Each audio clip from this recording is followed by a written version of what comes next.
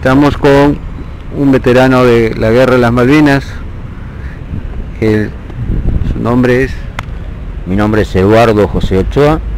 Fui miembro de la 4ª Brigada Aerotransportada, o sea de una unidad paracaidista, en la ciudad de Córdoba, y durante el periodo del año 82, estando bajo la ley 17.531, que es la ley del servicio militar obligatorio, o sea, estábamos sirviendo a la patria, nos tocó servir a la patria en tiempo de guerra. ¿Cómo lo llevó a ese conflicto?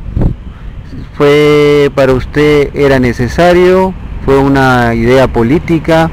¿Cómo es que lo ven los veteranos ahora, después de 30 años? Hoy, con casi 50 años, podría decirte que uno, con los golpes de la vida que te van haciendo tomar experiencia y conocimiento sobre el funcionamiento político y las decisiones que toman los miembros que ocupan esos cargos, te podría decir que fue una escapada política, fue la última carta de un sistema de gobierno que, bueno, como vos sabés, estábamos en una dictadura militar a la cual ya le sentaba el precedente de la desaparición de más de 30.000 personas en nuestro país y un hostigamiento y violación a los derechos humanos en la sociedad en forma permanente. Y los soldados que estábamos incorporados en aquella época no éramos la excepción. Teníamos compañeros que fuera del conflicto y dentro del conflicto fueron estaqueados, fueron golpeados. Hay varias denuncias formuladas desde el Teatro de Operaciones contra jefes de las Fuerzas Armadas que incurrieron en esto lo que ellos le llaman el mínimo detalle, porque para ellos fue un mínimo detalle y la sociedad, la parte joven de la sociedad que estábamos cumpliendo con la patria, éramos sus víctimas directas, dado a que, bueno, sufríamos la consecuencia de ser el personal de menor rango dentro de los batallones que cumplíamos con el servicio militar obligatorio y estábamos en guerra. ¿Cómo los trató o los trataron sus jefes en Malvinas? Bueno, en mi caso personal yo no estuve en Malvinas, yo soy mi unidad fue una de las tropas que tuvo la orden de salto a Malvinas. No llegamos a ejecutar el salto por una cuestión climática y fuimos desplazados en un despliegue continental que tenía que ver con la protección de las bases aeronavales y la vigilancia del litoral patagónico argentino, en donde hubo incursiones inglesas y muchas de ellas con nombre propio. Una de ellas está en los archivos del History Channel. Es una operación que cuenta las hazañas de los ingleses comandos SAS y SBS que cumplían operaciones dentro del continente como infiltrados. ¿Ustedes creen que ustedes, dentro de todo lo que han vivido, se encontraron preparados para ese conflicto? ¿Les dieron realmente apoyo los jefes a los soldados y veteranos que ustedes son compañeros que estuvieron ahí en las Malvinas? Mira, por parte de jefes, de lo que es oficiales y suboficiales, todas las personas tenemos defectos y virtudes. Había muchos compañeros que tenían rango y cargo que eran buenas personas y teníamos algunos que no eran tan buenas personas. Lo podríamos resumir en pocas palabras, muy conocido como el famoso HDP, que, bueno, nada, te hacían pasar un mal rato. Sí hubo compañeros también que tenemos veteranos de guerra que, y en esto te quiero aclarar algo: el veterano de guerra en nuestro país es considerado aquel que entra en el teatro de operaciones y cumple órdenes operacionales. Entre ellos tenemos todos los muchachos que estuvieron en el despliegue continental, o sea, en el territorio, en las Islas Malvinas, en las Órcadas, las Georgias, la isla de los Estados, la isla de Tierra del Fuego, Isla Grande. En aquel entonces se llamaba así, era Isla del Atlántico Sur. A partir del año 97 es que se hace provincia de Tierra del Fuego. También son considerados, y son realmente por las órdenes operacionales cumplidas, veteranos de guerra todos aquellos que estuvieron en el aire combatiendo a la flota inglesa y aquellos que estuvieron en el mar, o sea, como el Ara General Belgrano, el Buchar, el comandante Virgen Buena, o sea, todos los buques que participaron del conflicto. Son veteranos de guerra todos los que entraron en ese teatro de operaciones. Dentro de todo esta cantidad de años que ha ido pasando, ¿ustedes creen que los gobiernos de turno los han ido olvidando?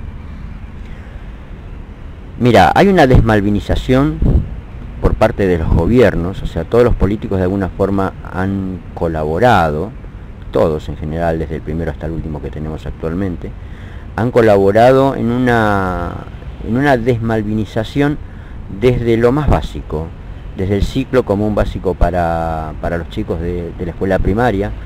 Yo me acuerdo que en el año 83 hubo un cambio en la estructura del Ministerio de Educación, donde en los libros de lectura se enseñaban solamente 10 renglones sobre el conflicto del Atlántico Sur, o sea, sobre la guerra de Malvinas. Y con eso no te alcanza como para instruir y dejar sentada en la sociedad parte de la historia de formación de nuestro país. Si todos los gobiernos, todos los políticos han incurrido también en parte de la desmalvinización. Y de alguna forma, hoy a los 50 años nuestros, podemos decirte que la dictadura militar también dejó una especie de cultura marcada en nuestros políticos más adultos, que es como que todavía no se puede salir de las cosas que quieren ocultar. Por ejemplo, con respecto a lo que es la guerra de Malvinas, se sabe, todo el mundo sabe que hubo 649 muertos, pero específicamente los 649 muertos no fueron solamente en las islas. Tenés 247 en las Islas Malvinas, 17 en el continente, 50 pilotos, 5 desaparecidos y 232 marinos muertos en el Ara General Belgrano, que fue hundido fuera de la zona de exclusión. O sea, y en este detalle que te cuento así con la precisión de los números, tiene que ver como que ahí empezó la gran mentira de lo que fue la guerra de Malvinas. Salieron a decir que todos habían muerto en Malvinas. De esta forma ocultaban las operaciones llevadas a cabo por los ingleses en el continente, conocidos como la Operación Mikado, que hablaban de los fallecidos argentinos en cumplimiento de órdenes operacionales. Por ejemplo, el día 2 de abril muere Giaquino, que es una de las personas que toman las islas, y los primeros soldados fallecidos del conflicto no fueron en las Islas Malvinas, sino que fueron en el continente. La unidad 185 del Liceo General Roca recibe la orden el día 29 de abril a la noche, la orden de patrullar el litoral patagónico argentino en las cercanías de Caleta Olivia, y a la madrugada del día 30 es derribado desde el Onix o del Conqueror, uno de los dos lo derriba, donde mueren 10 personas del ejército, y el Estado argentino en ese momento, bajo la estructura mayor de combate, que era el plan esquemático del TOAS, los reconoce como muertos en combate. 12 años después, a través ya en los gobiernos democráticos, el gobierno avala y apoya el cambio de los informes, y una persona con el nombre de Bendini, que trabajaba para el ejército, cambia ese informe diciendo que esos muchachos habían muerto por accidente. Y quiero aclararte que haya sido en accidente o no, todo soldado que está en teatro de operaciones, en cumplimiento de órdenes operacionales de conflicto que tienen que ver con la defensa y la vigilancia de un país, es un soldado que muera por accidente o muera combatiendo con un enemigo, es un veterano de guerra y es un héroe nacional. Galtieri dijo en un discurso popular acá en Plaza de Mayo, dijo: si vienen los ingleses le vamos a presentar batalla. Si quieren venir, que vengan, presentaremos batalla, ¿no? ¿Cómo se sintieron cuando se rindió Meléndez? Primero te voy a hablar de lo que me decís de Galtieri. El día que Galtieri dijo esa famosa frase, si quieren venir que vengan, le presentaremos batalla, esta plaza juntó a 150.000 personas que 2 días atrás habían sido reprimidos por este mismo gobierno, ocasionando la muerte de varios civiles y mucha gente detenida, porque la gente ya no aguantaba más la presión de la dictadura militar.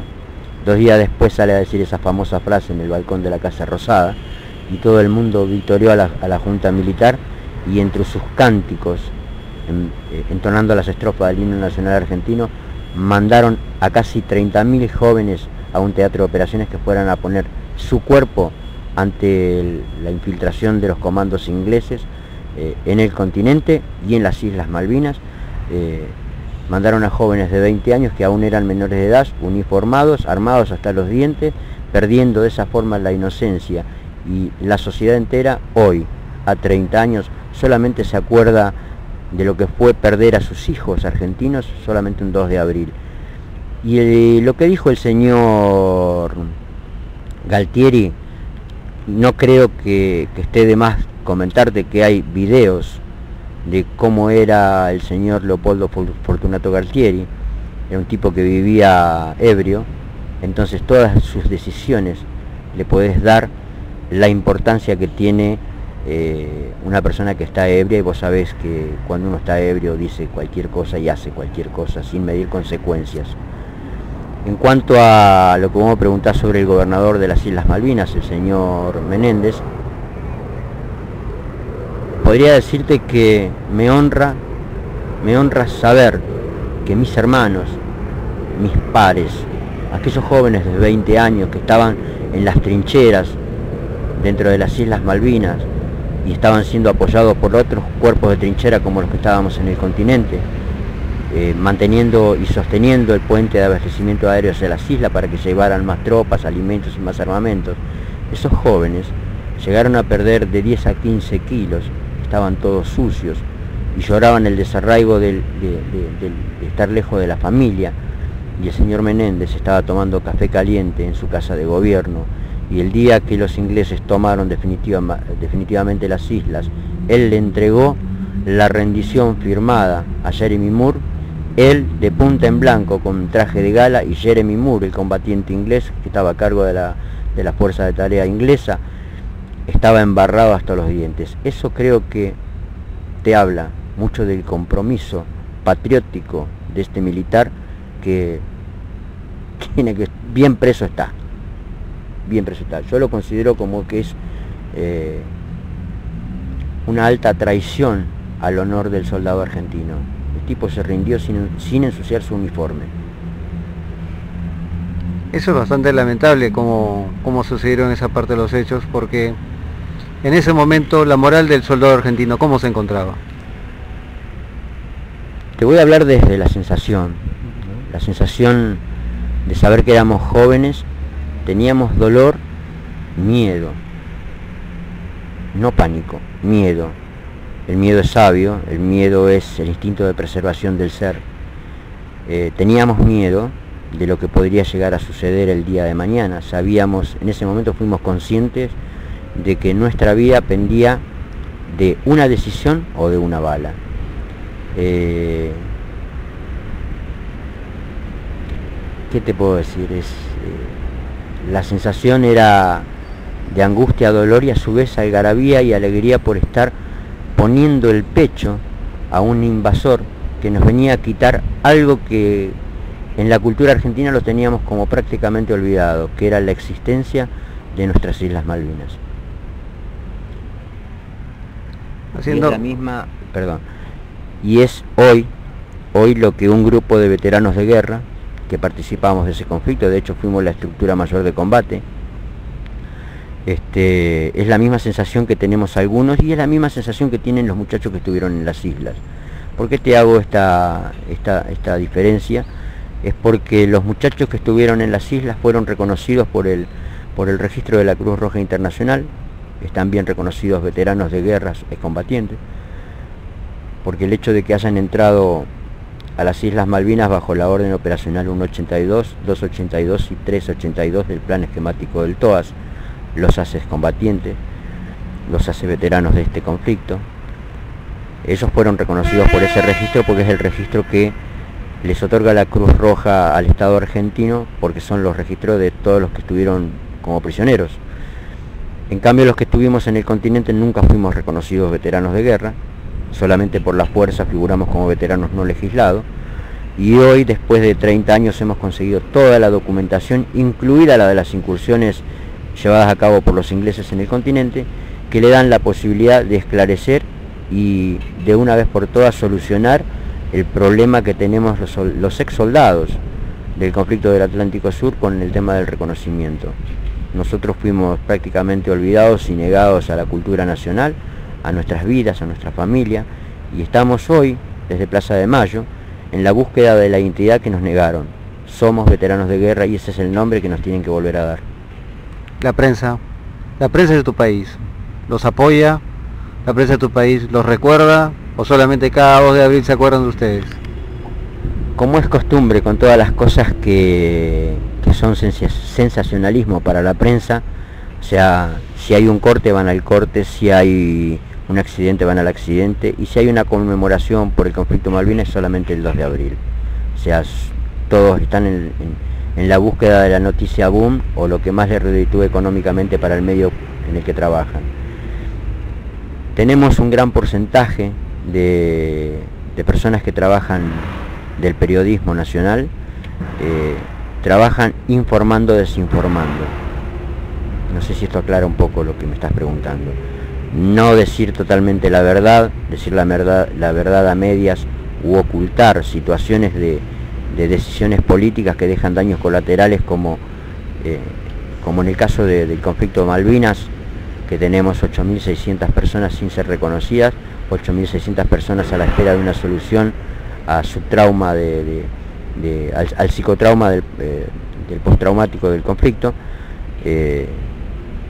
Y bueno, el periodista es como que te vende lo que produce la sensación del momento.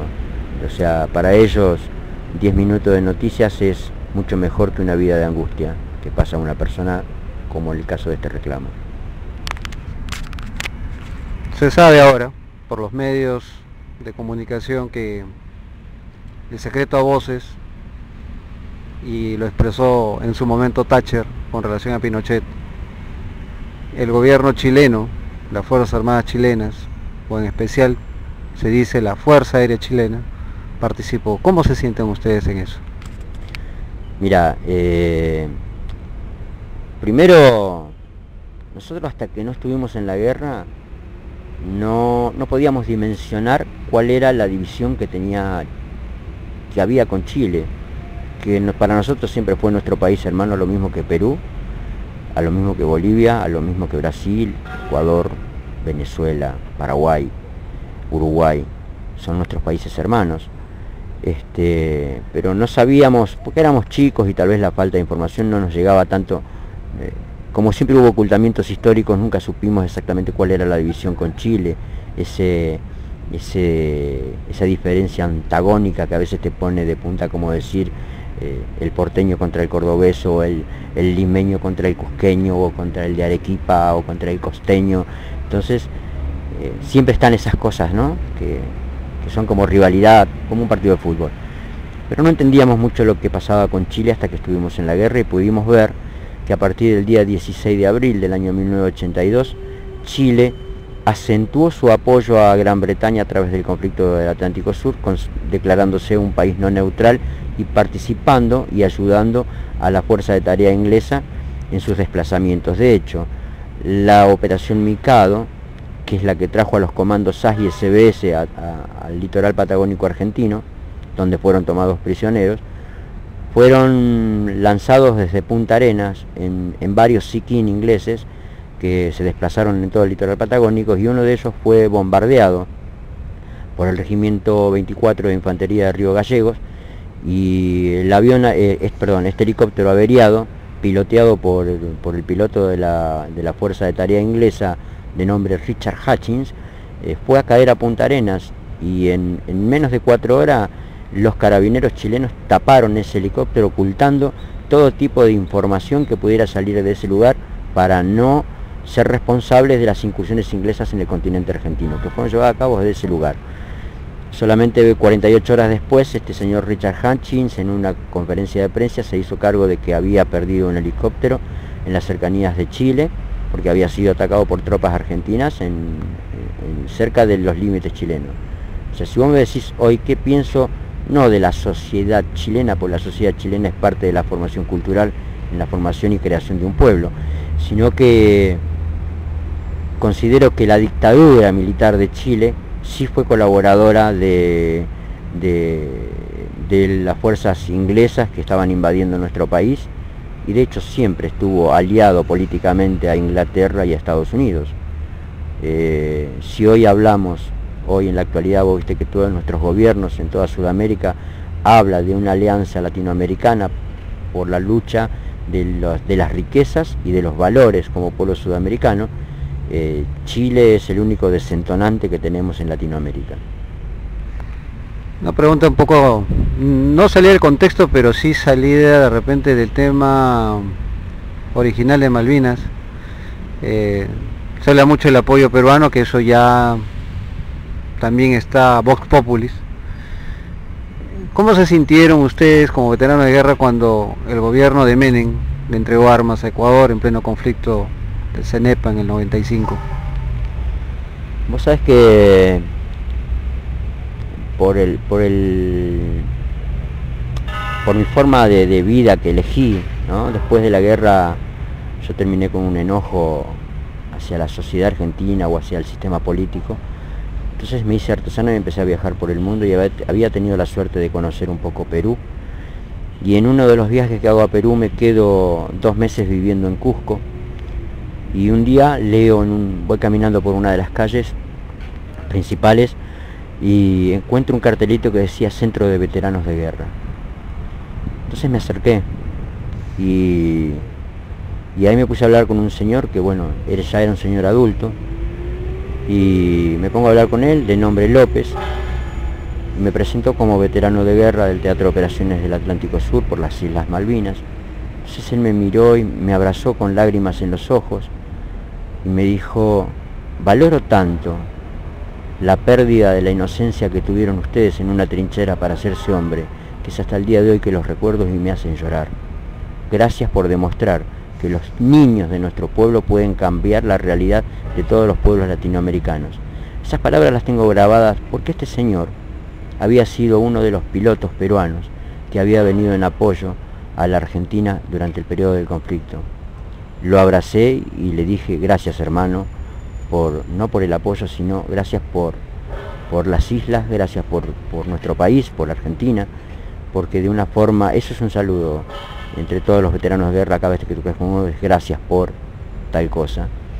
Y fue eso, agradecerle por poner el pecho por un hermano latinoamericano, que si bien viene al caso, fueron ustedes desde el Perú, es el único país que aportó no solamente pilotos, sino fuerza táctica como aviones para compartir de alguna forma la historia de este conflicto que se trataba nada más y nada menos pelear contra un invasor. O sea, si a nivel personal, que te puedo decir que siento con respecto al pueblo peruano, siento una gratitud tan inmensa porque realmente pusieron los huevos donde los tuvieron que poner, a la par de cualquier otra persona, y ustedes eran un pueblo ajeno a nosotros, o sea, a nuestra cultura. O sea, cultural, éramos socialmente compatibles porque hemos compartido muchas cosas de la historia, pero en esta situación nosotros no esperábamos que un país latinoamericano pudiera ayudar de esa forma que lo hicieron ustedes. O sea que hoy, a través de tu medio, les puedo decir sinceramente de corazón, gracias. Y cada vez que he viajado a Perú, el pueblo peruano a mí me ha tratado muy bien, y cada vez que llegué a tu tierra le di un beso al entrar. Creo que no alcanzan los gestos solidarios para ayudar a otro pueblo que alguna vez ayudó en una problemática tan difícil como es una guerra. ¿Cómo se sintieron cuando lo que Menem hizo con armar Ecuador? Mira, fue en la década de los 90 cuando pasó todo esto. Argentina estaba pasando por una etapa de transición política y de cambios muy rotundos, de ocultamientos, mentiras, violaciones a los derechos humanos, de alguna forma colaborando con lo que dejó como cultura la dictadura militar, porque algunos funcionarios políticos hacían las cosas tan oscuras como las hacían los dictadores. Y lo que hicieron con respecto a la venta de armamento, lo cual todos sabemos que el señor de apellido Menem, acá muchos no lo nombramos en nuestro país, el señor de apellido Menem, nefasto político, se mandó semejante negociación, no digo con el pueblo ecuatoriano, digo, provocó que 2 hermanos se peleen. O sea, es como que en tu casa le den un cuchillo a cada uno de tus hermanos para que se maten. Y creo que es grave, es gravísimo ocasionar eso, porque primero no es la forma de agradecerle al pueblo peruano el apoyo que nos dio y el inmenso afecto que hay entre los pueblos americanos. Fue darle la posibilidad a que dos hermanos se peleen, tanto como Ecuador como Perú. Nosotros queremos mucho a los pueblos ecuatorianos y peruanos. Más, los peruanos es una sociedad que en Argentina tiene miles y miles de habitantes. Es uno de los países que colabora con el crecimiento laboral, industrial, comercial, en donde uno encuentra en el peruano a un hermano. Y en el ecuatoriano es en menos proporciones la cantidad de ecuatorianos que vienen a nuestro país, pero no dejan de ser hermanos latinoamericanos porque pelean codo a codo el crecimiento económico y cultural de la formación de este pueblo. La sensación con él en aquel momento, con el señor Menem, fue de enojo, y no de enojo personal, sino te hablo de un enojo social. Todo el pueblo salió a criticar la decisión de la venta de armas. Resulta que también tenían el justificativo como para decir esas armas no existen. Claro, no existían porque habían sido dadas de bajas y ocultadas dentro del territorio nacional desde el año 1982 durante el periodo de la guerra. O sea que las dieron como que se perdieron en las islas y después se las terminaron vendiendo a los ecuatorianos para generar de esta forma una división de pueblos. Sí, hay enojo y hasta el día de hoy hay un resentimiento en muchos ángulos políticos con el señor Menem, el cual fue enjuiciado y no sé, bueno, viste cómo es el espacio de poder que llegan a ocupar los políticos, que de alguna forma hacen un movimiento de cintura y zafan siempre por alguna forma y terminan ricos y millonarios y contando las palmeras en el Caribe mientras el pueblo sigue sufriendo y luchando con esas divisiones generadas por las armas que otro hijo de se las vendió. ¿Cómo es a 30 años la realidad del veterano de guerra, pero que ahora no está considerado por una cuestión de normas o resoluciones de tu país como veterano de guerra?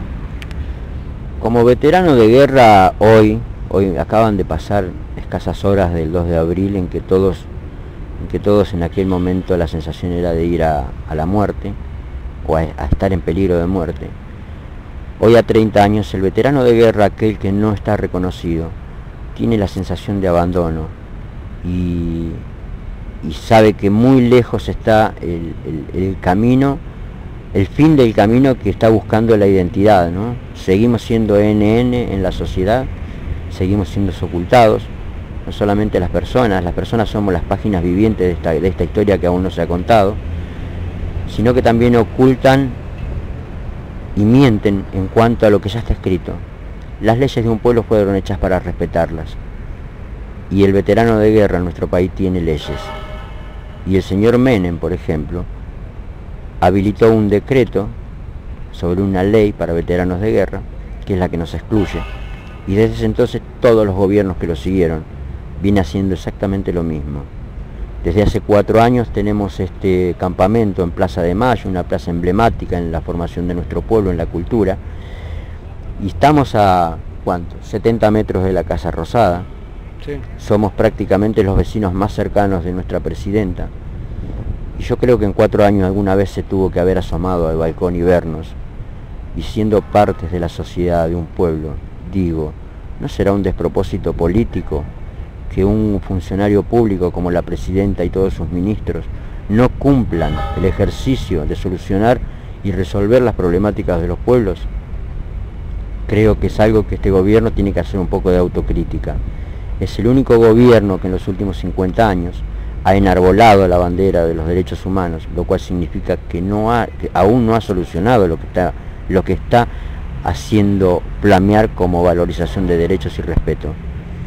Acá tiene que solucionar la problemática de todos los pueblos, no importa cuál sea la emergencia social que tenga el pueblo, sino que el gobierno está para eso, cumplir el trabajo del servidor público, el trabajo ejecutivo, lo tiene que solucionar. Como veteranos de guerra, ¿ustedes se sienten marginados? Ocultados, es como que no existimos. Peor que ser marginado. Peor que ser marginado. Peor que ser marginado. Es como ver en la sociedad a una persona sin rostro. Somos eso en la sociedad. Como soldados desconocidos. Como soldados desconocidos. Hoy tu compañera que vino caminando contigo nos nos preguntaba un poquito qué significaba esto de este mini cementerio que tenemos en la plaza. Tenemos 18 cruces, 17 de ellas responden a 17 compañeros fallecidos en el litoral patagónico argentino, y tenemos una que es un poquito más grande, que es en representación de todos los fallecidos durante el conflicto. Esto es una forma, después de 30 años, de expresar el sentido o pésame más fuerte, que tiene que ver no solamente con el dolor del alma por haber perdido a un hermano y expresárselo a la familia de los soldados que fallecieron, sino que tiene que ver con la esencia propia de aquel hermano que perdió a otro hermano justo en el momento más difícil de la vida, donde todos juntos peleábamos por un solo ideal: la libertad de los pueblos. ¿Qué podría decirle, bueno, en este caso yo represento un medio del Perú, al pueblo peruano, porque va a salir en un medio de comunicación, van a leerlo la gente en el Perú? ¿Qué quisiera decirles a ustedes, a mis compatriotas allá en Lima? Como todas las sociedades de todos los pueblos que forman esta Latinoamérica, tenemos problemas sociales. Perú no es la excepción. También hay divisiones, diferencias culturales, ricos y pobres, gente con necesidades prioritarias, desde la falta de la vivienda, la falta del trabajo, pasar por la emergencia ambiental de la falta de comida. También tenemos gente que pululan en el dinero y salen a dar grandes pasos vestidos de oro, por así llamarlos, ¿no? Creo que tenemos que aprender a ser un poco más solidarios, y si hay algo, como que te decía, que había conocido Perú, tu pueblo aún sigue transmitiendo, y tengo que estar agradecido porque es uno de los pocos pueblos latinoamericanos que aún no pierde su lengua originaria. El hablar el quechua, el hablar el aymara, significa mantener la esencia cultural de los pueblos, y yo creo que una de las formas de lograr entre todos los pueblos es seguir hablando la propia lengua y ser más solidarios con el hermano, sin importar el color, credo, raza, ¿no? Y más que nada ser solidario, creo que es. He visto, tanto en mi país como en el tuyo, que hay una especie de cambio social a través de la juventud. En las épocas de las dictaduras, nosotros con 16, 17, 18, 19, 20 años, no podíamos juntarnos en una plaza a tomarnos una cerveza, lo que para ustedes es una chelita, a cantar. En la dictadura estaba prohibido, ibas preso, y si te enganchaban con pelo largo te lo cortaban, te dejaban peladito. Y en toda Latinoamérica pasó eso en la época de las dictaduras. Y hoy por hoy yo puedo ver que las cosas han cambiado. Y en Perú me pasó algo muy lindo. Cuando llego a la ciudad de Puno, llegué justo para unos eventos especiales que se hacen para el mes de febrero, que salen todas las mamitas, que yo le digo, vestidas con sus trajes típicos, y hacen bailes en las calles mostrando lo que es la cultura, la esencia, la creación del pueblo. Me llenó de orgullo encontrarme con jóvenes, chicos de 10 a 15, 20 años, vestidos con esas ropas típicas, contando la cultura del pueblo, cantando libremente. Creo que estamos creciendo, creo que nos falta mejorar muchas cosas en la formación solidaria y de compartir cosas a nivel social con todos los pueblos, ¿no? Entonces, a mí me causó inmensa alegría ver cómo hemos crecido, cómo hemos cambiado, y ojalá que los cambios sean para futuro. Estaría bueno que todos coincidamos también de que hay gente que por una cuestión económica eligen el lado malo de la sociedad, y a veces incurren en el tráfico de drogas, de personas, de armas. Estaría bueno que empiecen a cambiar eso. ¿Alguna palabra final? Una palabra final. Una reflexión. Una reflexión. Es lo más difícil. Una reflexión que podría decirte: no es solamente con el hermano peruano, sino que es con el hermano del mundo, con el ser humano completo. Nosotros fuimos víctimas de una guerra, fuimos usados para una guerra, por lo tanto creemos en la paz. Por eso es que este reclamo, desde hace 4 años, jamás salió a escrachar, jamás salió a cortar una calle. Hemos hecho cosas que tienen que ver con contar la verdad para que apliquen justicia. Y creo que la reflexión es aprender, mejorar y nunca dejar de soñar con un país mejor, con un futuro lleno de gente, sonriendo sin que tener que lamentar la pérdida por guerras. Muy bien, muchas gracias. Para el diario El Poder. Estamos 3 de abril en Buenos Aires, Argentina, en la Plaza de Mayo, y hemos acá culminado con una entrevista.